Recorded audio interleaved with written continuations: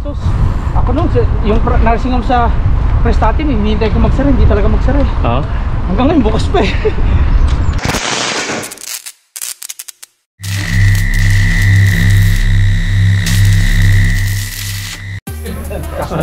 Oh, naka-break ba pag nagbabay ko?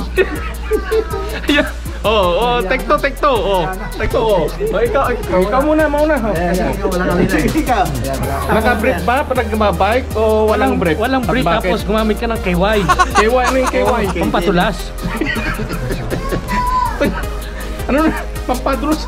Oo, pampatulas to sa upuan. Ikaw yun. kasi kung ano iniisip mo eh.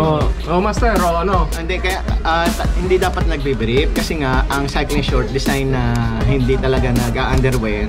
At saka importante, maglalagay ka ng cream, kahit anong cream. At saka isa pa, madaling umihi.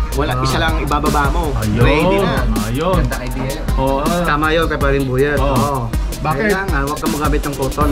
Cotton? Cotton nga mga pangilalim. Kasi design may padded na yan eh. Paano kung babae? Di walang pante? Wala rin, no. Ganun talaga sila, magkakarasyo sila.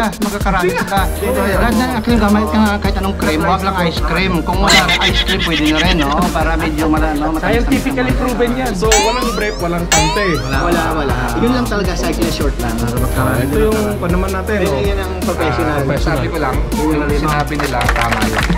Agree ako sa kanila. Sure. Gusto nyo magpa-sponsor sa Pilipinas, ito pwede to. Sponsor. Pwede ba? Yun lang mga kapadyak. Walang brief. Yun ang proven daw mga professional dito. Walang brief ha, tandaan nyo yan. Huwag ka lang ma-aksidente at nadala sa ospital.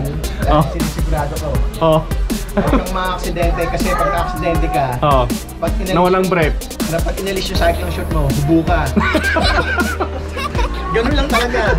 Pagkakaguluhan ka na nun. Hanap pa naman magnifying glass.